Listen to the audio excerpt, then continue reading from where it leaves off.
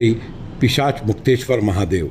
कलयुग के प्रारंभिक काल में एक सोम नाम वाला धनी शूद्र था, नास्तिक व वेद निंदक था। वह अत्यंत कष्ट से मृत होकर पिशाच हो गया। एक बार विद्वान और शास्त्रों का ज्ञाता एक ब्राह्मण उस जंगल में अपनी बैलगाड़ी से जा रहा था।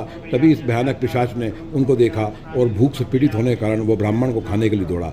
जैसे ही वो ब्राह्मण के पास पहुंचा, वह अत्यंत बली पिशाच अपने आप को बड़ा ही दुर्बल पाने लगा और भयभीत होकर वहाँ से भागने लगा। तब उस ब्राह्मण ने उस पिशाच को भागते हुए देखकर उससे पूछा कि हे पिशाच, तुम इतने भयभीत होकर कहाँ भाग रहे हो और किससे इतने भयभीत हो रहे हो? तब पिशाच कहता है कि मैं आपसे डर के भाग रहा हूँ, आपके पास आते ही मैं मरे जा रहा हूँ। तो ब्राह्मण कहते हैं यह तो अच्छी बात है, इससे तुमको पिशाच योनि से मुक्ति मिलेगी। लेकिन पिशाच कहता है कि कोई भी योनि हो, अगर वो छूटती है तो बड़ा दुख होता है। हे ब्रह्मदेव, मैं आपसे प्रार्थना करता हूँ कि मैं पिशाच योनि में कैसे आया और कैसे मैं पिशाच योनि से मुक्ति प्राप्त कर पाऊंगा, इसका उपाय अगर आपके पास हो तो आप बताएं।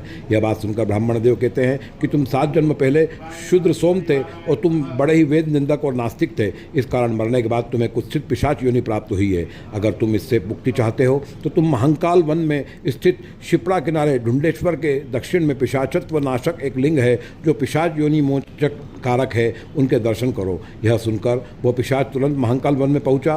वहाँ उसने शिप्रा जल में स्नान किया और लिंग दर्शन किया। उसके प्रभाव से उसने तुरंत दिव्य शरीर प्राप्त कर लिया तथा अपने पितृकुल और मातृकुल का उद्धार करके मनोहर विमान पर बैठकर सनातन लोक को प्राप्त किया। देवताओं ने यह देखा, तब उन्होंने भी इस लिंग के दर्शन किए और यह कहा कि पृथ्वी पर यह लिंग अब पिशाचेश्वर महादेव के नाम से प्रसिद्धि प्राप्त करेगा और जो भी इस लिंग का दर्शन करेगा उसके नरकगामी पितृगण भी पिशाचत्व से मुक्त हो जाएंगे और पुण्य लाभ करेंगे। वर्तमान में यह लिंग शिप्रा किनारे रामघाट पर स्थित है।